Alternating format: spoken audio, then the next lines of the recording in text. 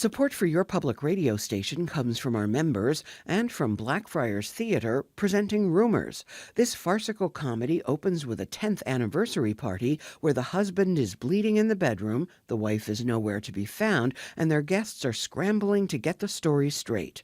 Opening this Thursday, blackfriars.org.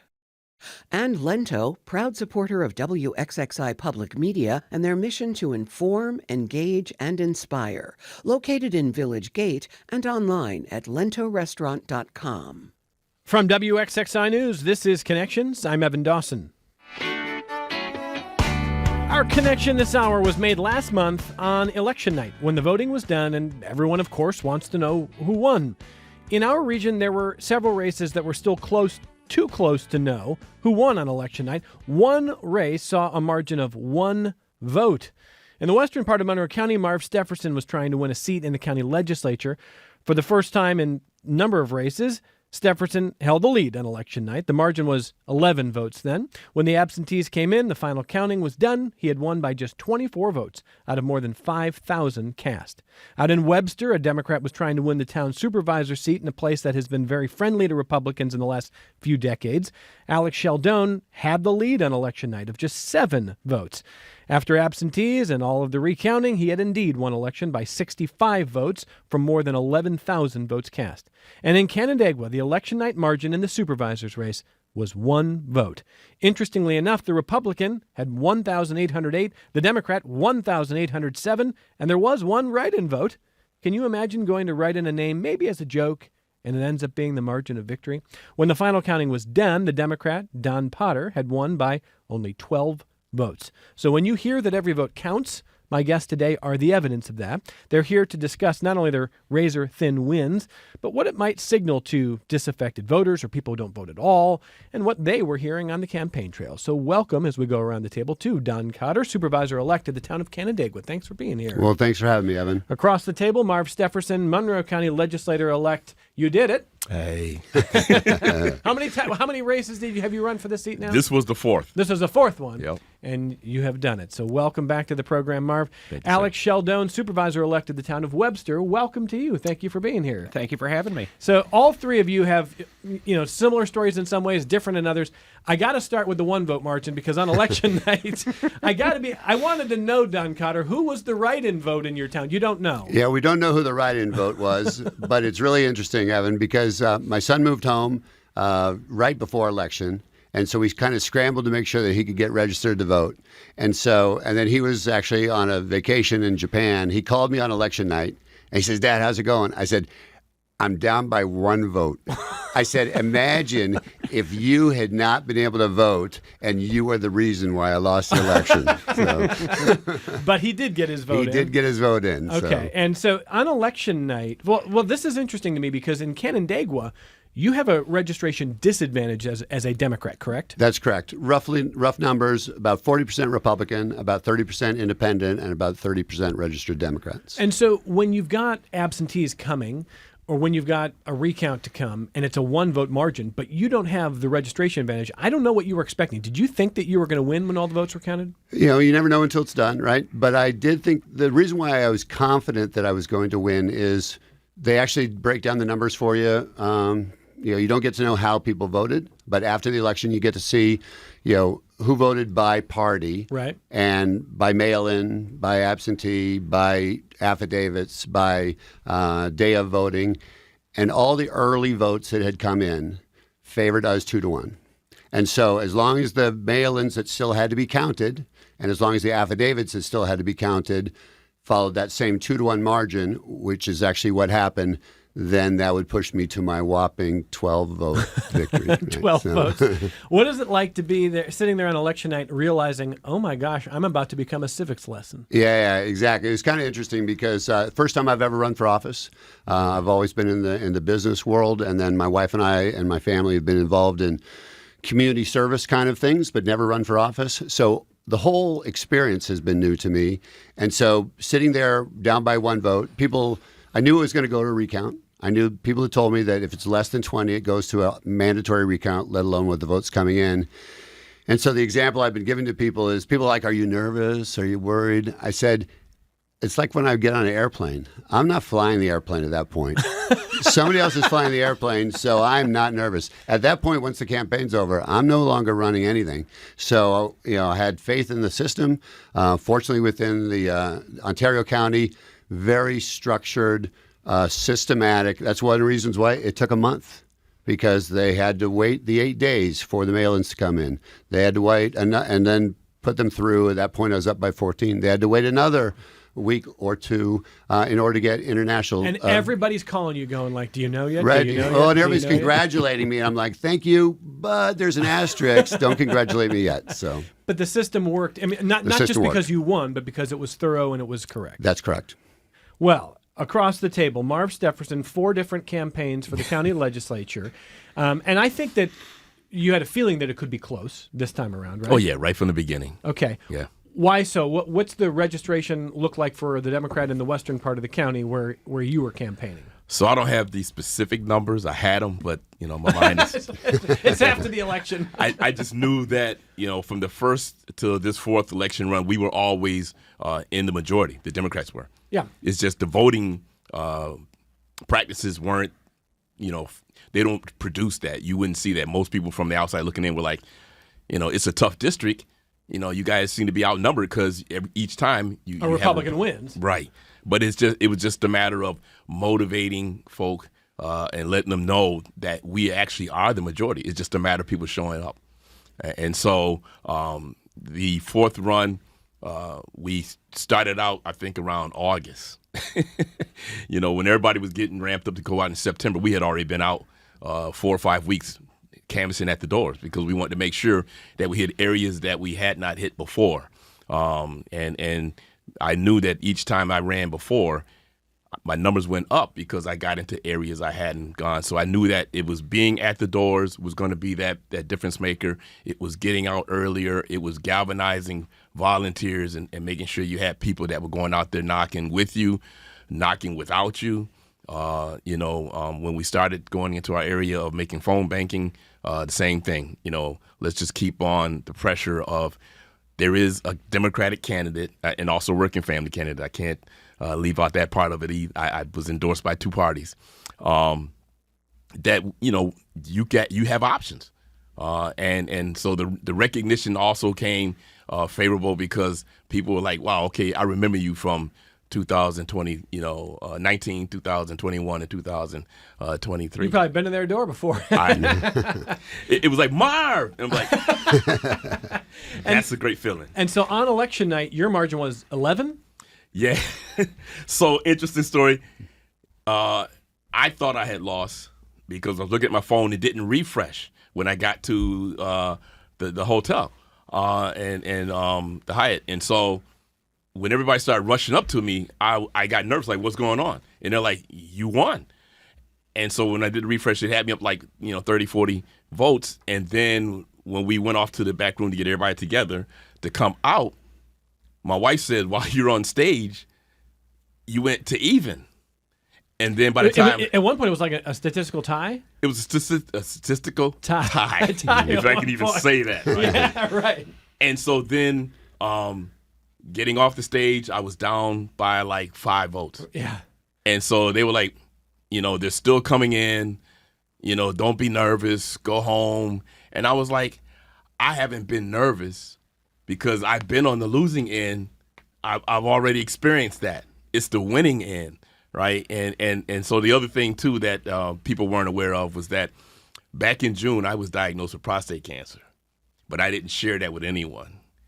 So I was going through the journey of prostate appointments, talk with doctors, which everything came out favorable. My surgery was a week after the election. Wow. How you doing?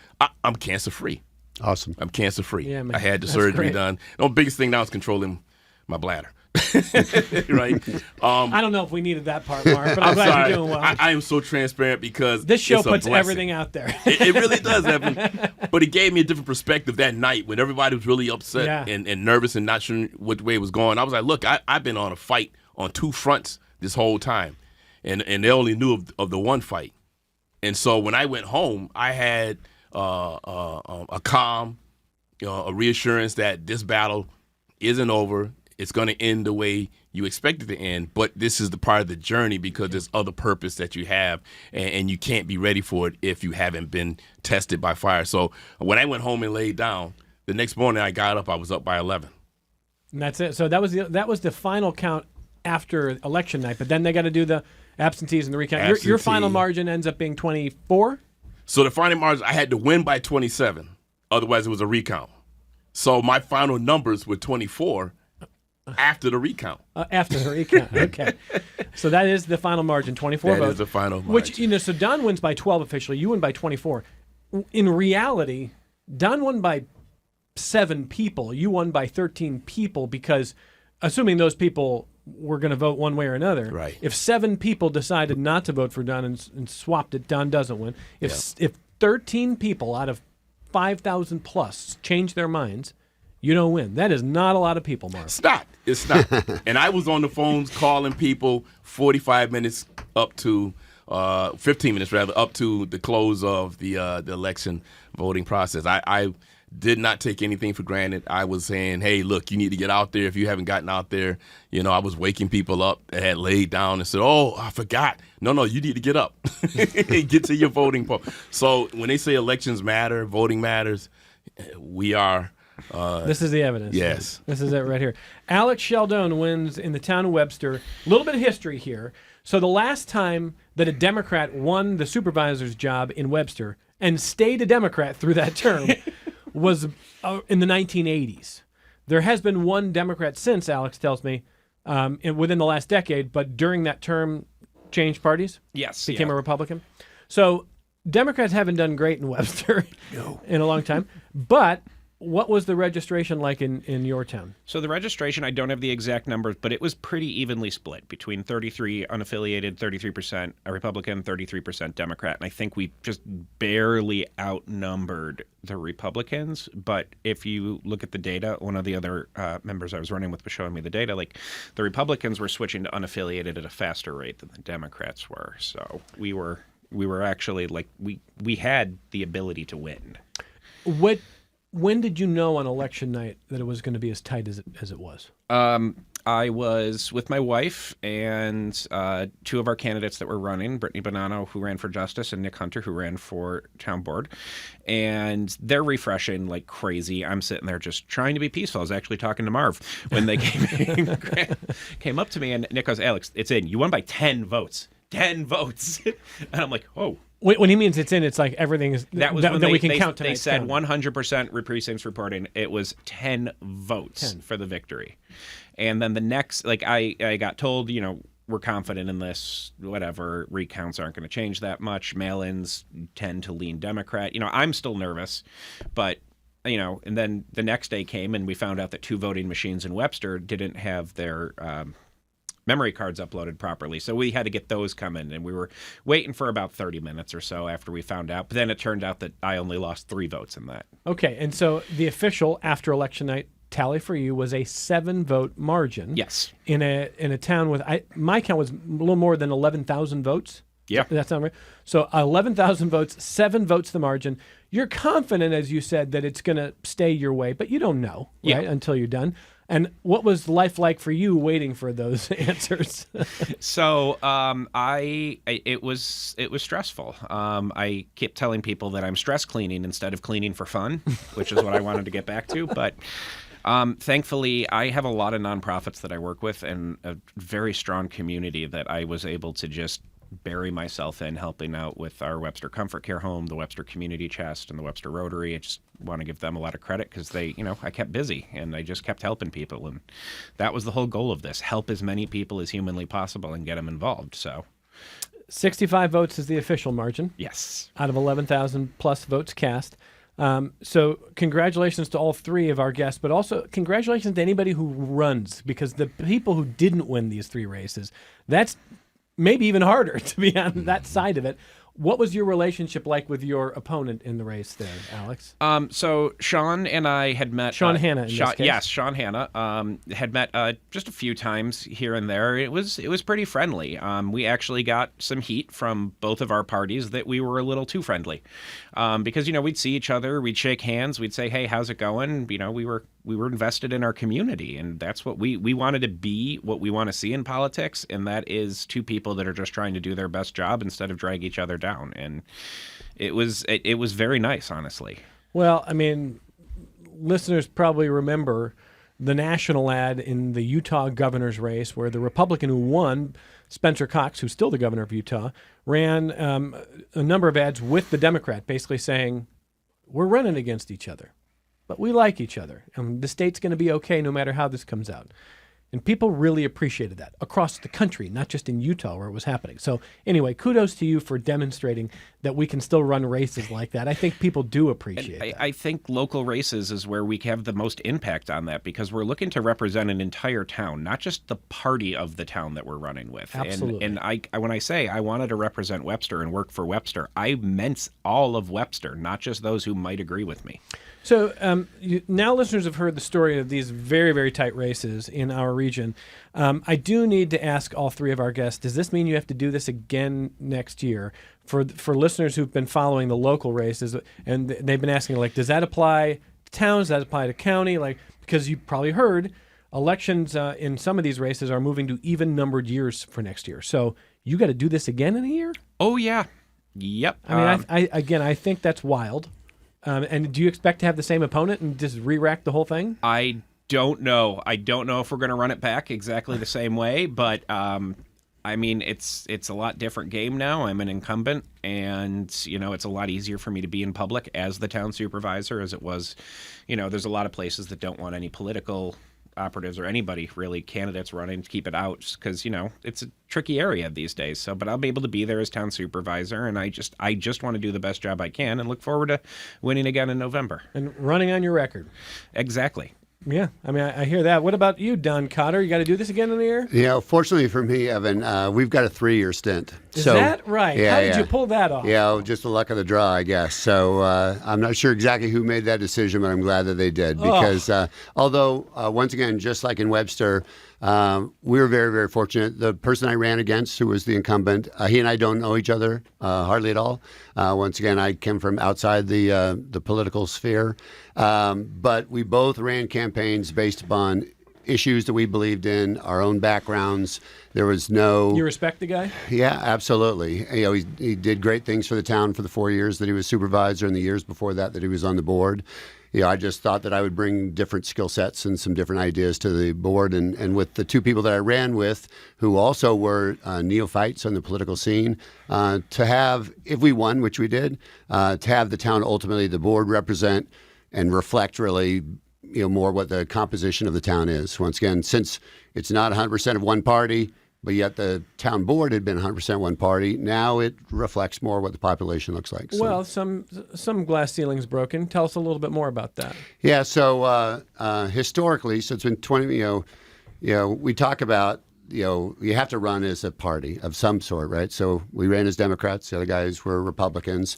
But once again, to the comments made earlier, we hope to represent everybody. Sure. But in that process, it had been 25 years since a Democrat had been town supervisor. So in Canandaigua. In Canandaigua. There had never been a time that two Democrats were on the board at the same time. Once we had an independent who basically, acted like a Democrat. And then certainly we've never had three. So we broke that barrier that for the first time ever, Democrats actually, I'm putting this in air quotes for people on the radio, control the board. Although once again, that is not our desire, is to control anything as one party.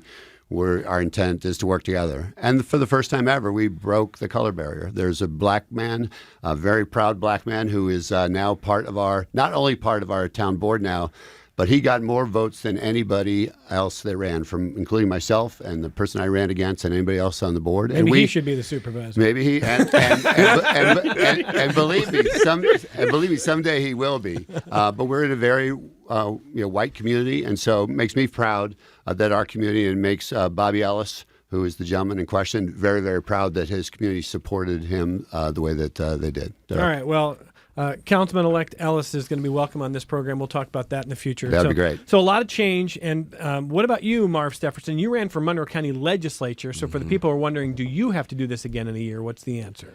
So that right now, my understanding is no. Yeah, I think that you're clear on that. Yeah. So either way, I'm just I'm grateful.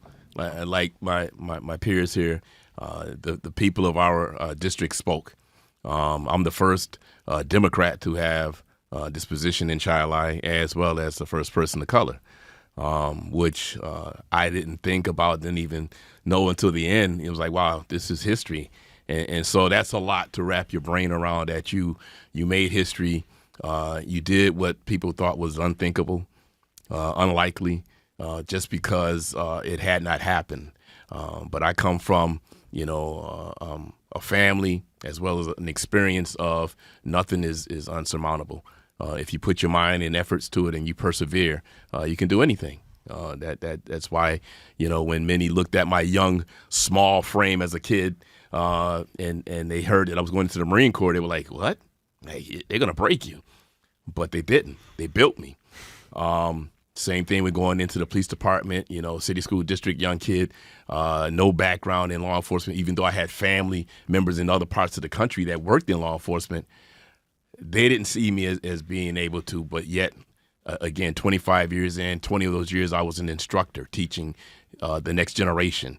And so it's always been those things in my life that have put me in a position of challenge. And being able to stay confident, be confident that I can inspire people to help support, and that's what that's what happened on election night. And I would be remiss if I didn't say that God was also a part of that, because He's always been a part of my life, and that's where I draw my strength from.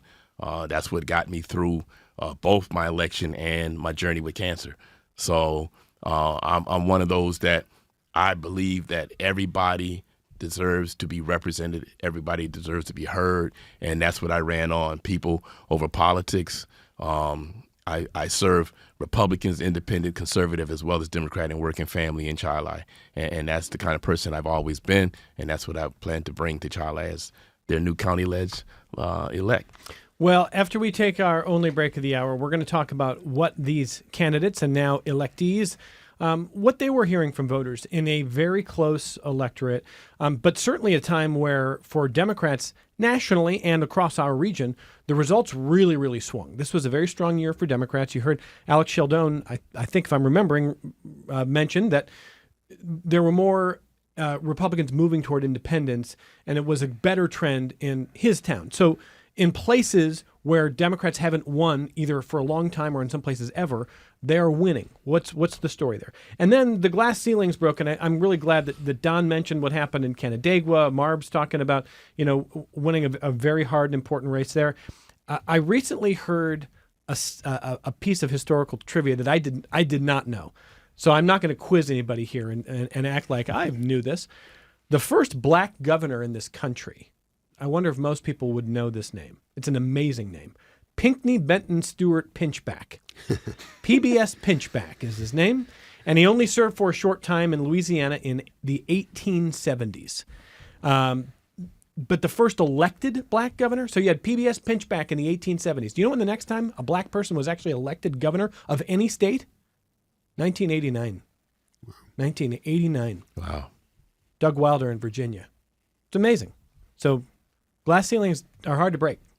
Let's take a break. We'll come right back and continue the conversation with Don Cotter in Canandaigua, Marv Stepherson, the western part of Monroe County, Alex Scialdone in Webster, winning some of the closest elections this year. Support for your public radio station comes from our members and from Jewish Home, believing older adults are not defined by their age, offering a portfolio of care in a community where all are welcome. Jewish Home, come be you. More at jewishhomeroc.org. This is Connections. I'm Evan Dawson. Don Cotter with a 1-vote margin on election night wins by 12 in Canandaigua. Alex Scialdone with a 7-vote margin after election night wins by 65 votes out of more than 11,000 cast in the town of Webster. Marv Stepherson with an 11-vote margin on election night wins by 25 in the western part of Monroe County in the legislature there. And these are civics lessons. I joke with Don Cotter that on election night you had to figure out that you were going to be a civics lesson with That's a right. 1-vote margin. But you talk to voters, and did you find people to be energized? Did you find people disaffected? I mean, do you look back now and go, oh my gosh, a 12-vote margin? I talked to a lot of people who told me they just weren't voting. I mean, what was it like for you talking to voters? Well, so it's interesting. You go back to, people not voting, right? So can't speak for any other region except for the town because I looked up those numbers. So historically, in the odd year election, the local year election, 25% of the people vote. So one of our messages that we wanted to get out there and see what people respond to was, you need to get out and vote, right? We talk about your vote matters, but most people don't think their vote matters because most people think on a national level. Most people think, especially in the state of New York, where a lot of people's votes don't matter on national issues, but on the local level, they totally do matter, right? And so every single piece of mailer that went out, postcards that went out, knocking on doors, we basically said, please get out and vote. So that was part of it, is just to get out, to invigorate people to say, if you're not happy, right, don't be part of the 75% who don't vote. Be part of the 25% that went to 40%. So it's still not 70% like a presidential election, but it's dramatically higher. But the other message that we tried to send out there was that we are one town with many voices. And once again, totally one town, right? And our goal is to make sure that we're, as elected officials, as public servants, that we are representing one town.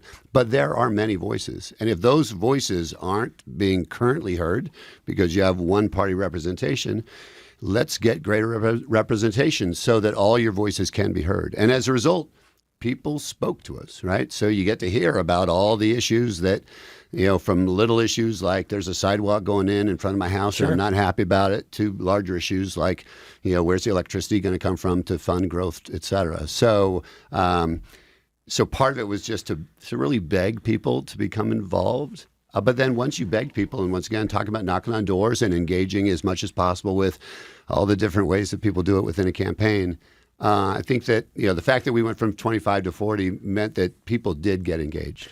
Everybody who runs a campaign has a chance to decide, do I want to just knock on doors? Do I want to target voters who are my party and independents? I'm curious to know if you bumped into Republicans who, maybe are suspicious of Democrats and had questions for you about that. Yeah, absolutely. And it really ran the range. Unfortunately, is no surprise to anybody because of things that are happening on a national level. There are some people that are truly identify themselves only as one thing, right? Either I'm a Republican or I'm a Democrat. Yeah. And so there's no question that we ran into some people who said, no need to talk to me. I'm a Republican. Because I'm a Republican. Yeah. And as a result, we politely, removed ourselves from those conversations after thanking them for their time. But quite a few Republicans, independents, and Democrats who vote lots of different ways, did get engaged. The tough part is, talking about knocking on doors, this just, people have active lives. And so you really just can't knock on doors. You have to figure out lots of different ways to get engaged with people. Plus, people have to answer the door even if they're home. That's right. 10% of the people answer the door, and of that 10%, maybe 10% of that actually engage with you in conversation. But those conversations are very, very valuable. And it did cross the spectrum. We tried not to go to, if we only had so much time, you try to knock on Democrats and independents' doors because that's probably your best soil to plant in. But once again, you're walking by people on the street, you're going to events, you're talking to everybody. So the Trump statue house is probably well, not. But yeah. at the same time, though, Don, I'm with you in that. The idea, I'm sure there are people who say, look, I'm a Democrat, don't talk to me if you're a Republican. I'm a Republican, don't talk to me if you're a Democrat. But local governance is so different than national governance. You're absolutely right, Evan, but some people don't see it that way. Fortunately, most people do. I would think so. And I think hopefully, because once again, I hope to help govern an entire town of many, many voices, that we get to hear all those voices and act upon. We're going to start having town hall meetings, which have never happened before in our town, or at least not in the 25 years I've lived there, to where we get to hear all those voices, because there's not necessarily a forum for those folks to hear from them on a regular basis. But unfortunately, on the national level, that some of that does seep into the local level as well. Yeah, politics becomes kind of a team sport in that way. But Right. I think there's still a lot of people who view, I want the competent person locally. Yeah, absolutely. CY emails to say, hopefully these close elections will remind these officials, be they Democrat, Republican, or independent, that even though we call it a race, it is not winner take all, it is winner serves all, as in they are there to serve the interests and desires of all the citizens, not just the people who voted for them. I could not agree more. And I think, frankly, the fact that the races were as close as they were just bring that to the fore, right? It means that, once again, it's not 75% voting one way, and so once again you march down that path. Once again, we have no consensus, right? We have no mandate. Our mandate is to work with everybody, because half the people plus 12 voted for me, half the people minus 12 voted for the other guy, right? And so we need to bring everybody together after that. So. Marv, when we've talked a little about your campaign this year, but when you were out there talking to folks, you've had a chance now in 4 different campaigns to knock on a lot of doors, so you start to get recognized. But what were you hearing from voters who maybe were either independent or Republicans who might be skeptical of voting for a Democrat? So to the last caller's remarks, that's why we're sitting here now. I think each one of us, like myself, went to the door, one, listening more than talking. Because you don't know what to address if you're the only one talking and people have concerns but nobody's listening to them. So one of the things I heard from the first 3 to this last election run was, you come to the door more than the person that represents my party. You actually come to the doors and you listen, you spend time, which, it kind of goes against what we're told to do. You get to the door, get the literature, 15 seconds, and then you're out. And it's like, no, I refuse to do that. I'm going to get to as many doors as I can, but each door, I want to make sure that when I engage with people, that they remember me. And the only way they're going to do that is if, one, I listen to them, I hear them actively listening. And I think that's a great thing for being a teacher, is that, you really hone those skills listening to your students. And so I had a unique position of being in class and having young folk tell me the challenges that they're facing, and then seeing that as a teacher. My young family at home, my youngest being 20, 26, and 28, are all in the same pool as my students. And so I see their challenges of trying to go and work multiple jobs and not have enough to afford for rent, right? So my son just moved out of the house, finally got an apartment. But my other 2 are still struggling trying to get that. And so I heard that same challenge that I'm seeing at the doors with my voters, the seniors, going into the housing and hearing their challenges of, will my property stay affordable rather than market value, right? And so we see a lot of our young, or rather our seniors, I call them young seniors, but they are challenged with being placed out of their home into another center because the owners of those properties want to go market value instead of affordable living. So it's knowing that there's a challenge at the stores.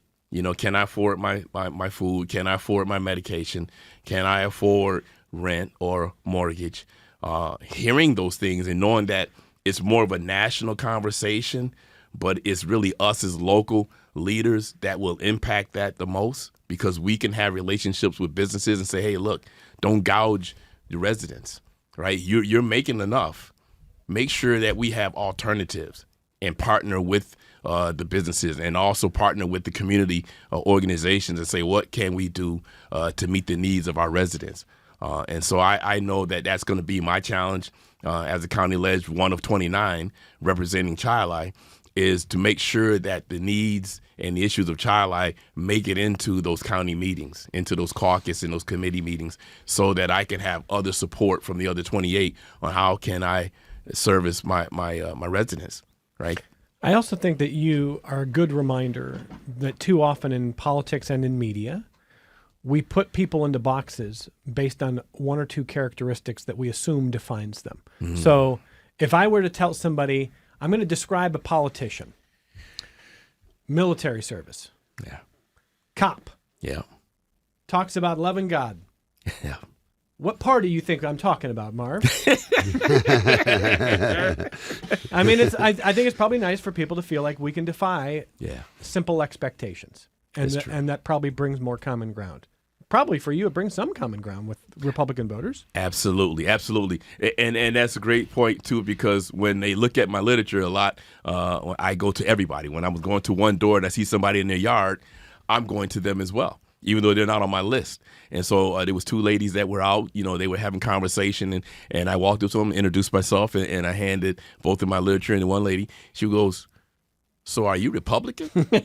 Because it wasn't on my literature. But when she read and looked at, that we compartmentalize everything, and I said, "No, I'm Democrat and working family." I said, "But more importantly, I'm your neighbor, and I want to be your representative." And it's because of the service that I gave in law enforcement. You can see those 25 years that I was committed. In the military, not one but two branches of service, 27 years in total, I was committed. 13 years in education from K through 12 to higher ed, both at the community college as well as at the university, committed. So that's what you want for a representative, somebody who's going to be committed, because you know that they're going to be committed to those issues that you have, that you want addressed. They're going to be committed to getting back to you when you have a question, rather than you send in a message or you phone in and you never hear from them. That's not me. And I have that legacy of having worked in all those different capacities, but also the breadth of time that I spend in there. So that's what I shared with them when I stood on their doorsteps and thanked them for their time, was saying that, look, by voting for me, you're going to get somebody that's committed not only to the cause, but committed to you. Now you got to put your money where your mouth is, now that you've won this thing. So Absolutely. That's what he wanted. Alex Scialdone, what were you hearing from voters in a town where, as you say, pretty evenly split? I mean, not a perfect, but roughly 33 unaffiliated voters, 33 Republican, 33 Democrat, but moving away from their party toward independent were more Republican than Democrat. Is that right? Yes. Why do you think that is? I honestly just think nationally they're a little more disenfranchised with the political party system. I saw it when I was petitioning early in the year to get on the ballot. We would go specifically to Democratic households, and you would get their signature, because you need a certain percentage of Democratic voters in your region signatures in order to appear on the ballot. And a lot of people would say, "This reminds me, I need to go independent." And then I started seeing the data. It's coming from both sides. And I think people are just really disenfranchised with the party system and the attacking. And they don't like it. They don't want to be associated with either one. Yeah, that's interesting, because what you're really describing is a brand problem that the Republican Party currently has. But there's also a brand party if you are running on the federal level for Democrats, the farther you get away from urban centers. So maybe it's both parties are not very popular right now, to your point. So what were people looking for? What are people talking to you about? So what I was mainly talking about, and I ran a campaign, my main issue was our open space preservation and overdevelopment of our town. We extended fast. Again, he's talking about Webster here. Yep. Yeah, Webster went from a smaller town. It was a very rural community for a long time, and we're now 45,000 people. That's a very large town. We have the third largest school district, I think, behind Greece and Arundecoit, but not counting the city. And so a lot of people, like public safety, Don said that people don't want sidewalks in their front yard, and I'm dead with people begging me to put sidewalks in their front yard. Yeah. Like they want to see more of our trees staying up and less clear cutting for our development. We went for so long for spending so little that most of our buildings were going derelict, and then it was a sticker shock when it found out how much it was, because we couldn't keep repairing it with chewing gum and paper clips anymore. And so people they just wanted leaders that were going to listen to them. They wanted to say, well, hold on, where's my voice? And that's where I came in, and I said, that's me. I'm here to serve you. It doesn't matter what party I'm affiliated with. I want to serve you. And there was one day I was walking with one of my volunteers, Cecilia, who's one of the most lovely people, and I'm so happy to have met her. We're going door to door, and we have a list from the county, and it's everybody who's a Democrat and an independent that votes every year. Right. And you go and you knock on their doors, and I said, let's knock on every door. I want to talk to everybody. But there was one household, and like Marv, I don't state my party. I just tell them I'm Alex Scialdone. I'm running for Webster Town Supervisor this year. I just coming to see if you have questions for me or anything you want to see the next town supervisor tackle. And we talked about overdevelopment. We talked about safety, speeding, all this stuff. And it was great. And then she goes, oh, wait, what party are you with? And I said, I'm with the Working Families in the Democratic Party. And she slammed the door in my face. So there are people like that. Like you see it all, but there are other people who just, they don't care. They look, I knocked at Republican homes that loved me. They loved everything I had to say. They registered when they voted when they turned 18 to vote. And that's not their identity. It's just what they did when they were 18. And it's not something that's on the top of their mind. I think people wanted to see an engaged individual out there. Let me turn that around. If you were at home and someone running for office came and they told you they were a Republican, would you slam the door in their face? No. You'd listen. Yeah. Yeah. And most people, I mean, I take the point on this is going to happen sometimes, but most people did not slam doors in your face. No, most people did not. That's like the one Sure. thing that I remember most. And then one guy in his underwear answered the door and actually stepped out onto his porch fully in his boxers. It takes all kinds, man. But really, I don't think we're in a healthy place if the only thing that matters to a voter is what political team you're on. No, and I saw that both sides. There were some doors I would knock on and they'd say, what party are you with? And I'd say I'm a Democrat. And they look at me and they go, oh, well, you already have my vote. And I'd sit there and I'd stand there and I go, can I tell you why at least? Because yeah, sure. I want to have it because I want this, because I'm good at this, because it's what I believe in, not because of a D next to my name. And I think that resonated with a lot of people.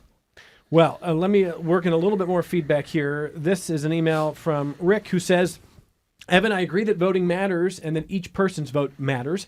I have studied enough the efforts of black people to get the right to vote guaranteed to know that this is a hard-earned right for so many of us.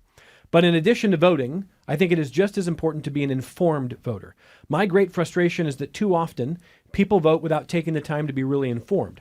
I would be interested in what your guests think can be done to increase the likelihood that voters will be better informed and vote for candidates who will actually be trustworthy and responsible stewards of the offices in which they are elected.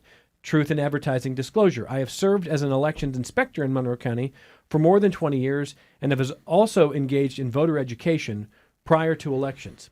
That's from Rick. What do you think, Alex? To be honest, that's a hard problem to solve because as back in the day, you could put out stuff on TV, you could put out stuff in the paper, and everybody saw it. Now we all get news from different sources. We all have different social media we are on. So door knocking is the number one. But one thing I do want to bring up too is that every town has a Republican and a Democratic committee. If you're interested in either running for office or meeting your candidates, you can contact them. Most of them they want to hear from you, and that is a safe place that you can actually meet with these candidates. Is you have your Republicans and your Democratic committees. You can reach out to them. You can say, hey, we'd like to meet the candidates that are on the ballot. If they have enough support and interest in that, they would happily make that happen. And I honestly think that's one thing that people don't know a lot about are those little committees. First of all, I would endorse everything you say there, and I would also say that it's dangerous to try to speak for the founders of the country. What would the framers say? But clearly there was not an obsession with everything must be national politics all the time. But when media falls apart, when journalism goes away, especially smaller outlets, smaller newsroom, regional coverage, newspapers, the messenger posts of the world, all the different things that used to cover the county commission meeting, the town council, the school board, then people get focused only on what the national scene is. And then they do think it's a team sport. And they think that just filters down to what Don and Marv and Alex are going to be doing, as opposed to saying, hey, locally, let's get informed here. But there's less of an opportunity to do that. There's more fragmented media, and most people are focused on more on national things. That's my way of saying during Pledge Week at WXXI, I'm glad we're here. And one of the amazing things is when we talk to candidates, we try to invite as many candidates as possible to be on this program for 30 or 60 minutes before the election so people can hear them at length. And the amount of feedback we get from listeners is amazing. They say, this is the place that I can hear that. But it used to be a lot more places. And I don't think that's a healthy place to be. I don't know what we do about that. We're just going to keep being here ourselves. But I'm glad to hear you bring that up. I'm just worried about what that portends, Alex. Yeah, no, and there are things. We have a wonderful communications director in the town of Webster that I've been talking to right now, and even I'd like to start doing what she calls extended office hours, where you can sit and you can meet with your public official and talk to them about literally anything. If you want to come and scream at me, I'm okay with that because that's what I'm there for. But Come back on the show sometime and we'll grill you proper. I like that. Marv, what would you say to Rick, who is talking about the hard-earned right to vote, but also the importance of being informed? How do we get more people better informed? My response would be that knowledge is a curse. I think a lot of people, they go to the certain social media platforms of their choosing because it's information that is confirmation bias. Mm-hmm. It's something that they want to hear, they accept, they embrace. They don't want to be challenged. For some political groups, they don't want the public to know because then they can manipulate and do things the way they want to do it. Right. In other areas, people say, well, I'm not informed, but they don't seek out to find the information that is readily available. We have the internet, the most information-driven things at your fingertips. You pick up your device and you can find out anything you want. So I believe that, having a platform wherein you put out the information to as many areas as possible, whether it be social, economic, or age driven. Seek out those platforms where people are going to the most, and you try to get the most information out there, being transparent with information that you may not completely agree with, but you want to find out people's perspective on that. And so to Rick's point, certainly what we can do as far as getting our committees up and running if they're not running, or making them stronger for the ones that are in existence, and getting on those platforms like Facebook and Instagram and TikTok, or getting into some of the platforms that are still available, like the XXI or the Post or whatever. You got to make sure that you get the information out there, but ultimately it's going to be up to those who want to be informed. Yeah, want to be informed. All right, Don, about a minute. Go ahead. Yeah, similarly, we're very lucky in Canandaigua that we have the Daily Messenger still as a local newspaper, and the Finger Lakes Times, both of which did extensive articles on all the candidates. But once again, their readership is down, right? Yeah. So it's great that we have them. It's great that they took the responsibility to get the messaging out there for each candidate, and everybody had the same opportunity to speak.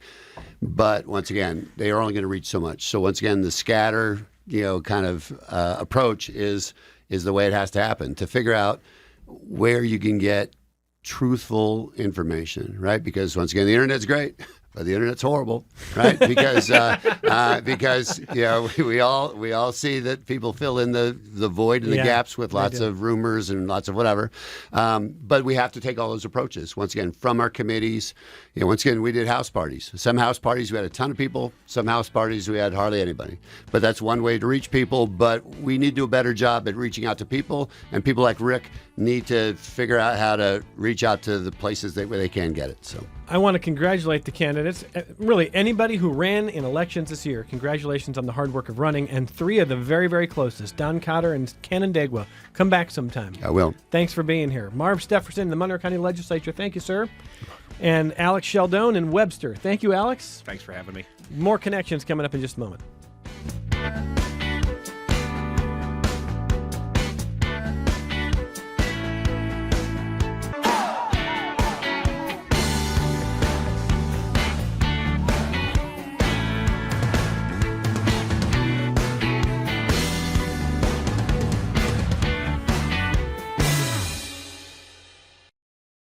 This program is a production of WXXI Public Radio.